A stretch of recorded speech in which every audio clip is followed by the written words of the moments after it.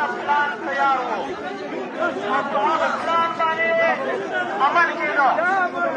کمه خبره دا ده چې دا انتهایي په حساس کې چرته چې تاڼه وه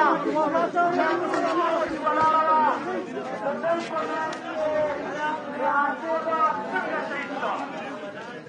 تر څو پورې چې د دې ټولو سوالونو جواب ما ته نه وي میلاو شوی، زه به هر ایوان ته رسمه، زه به هرې دروازې ته رسمه او تر هغې پورې به زما احتجاج جاري وي، تر څو پورې چې ځان په دې مطمئن کړی یم.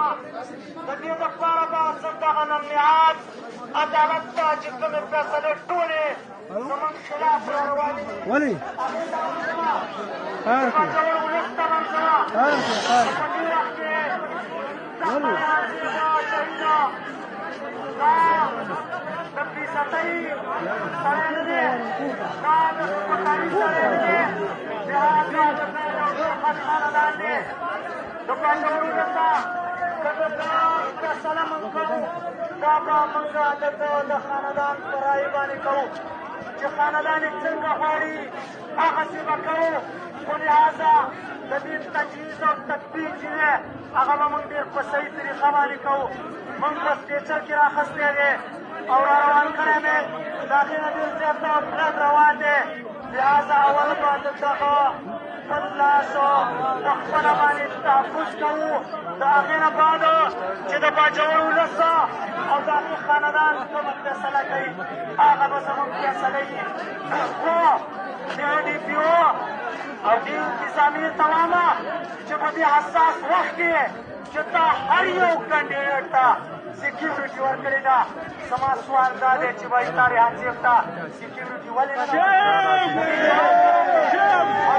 جواب را نه کړې نو زه به ډایرکټ ځم او ستا خلاف به زه FIR کوم چې په دې قتل کې ته ملوث وې، په دې دهشتګردۍ کې ته ملوث وې. د باجوړ د فضا خرابولو دپاره تا یو قیمتي ځوان ټارګېټ کړ چې په هغه پسې د باجوړ د ځوانانو مستقبل تړلی شوی و. الله دې ستا په کور کې دغه ژړا او فراق او الله دې ستا را روان نسل نه مسلمان ظلم وکړه ځکه دا د برداشت قابل نه دی. خو لږ د حوصلې نه کار واخلئ. اسپتال طرف ته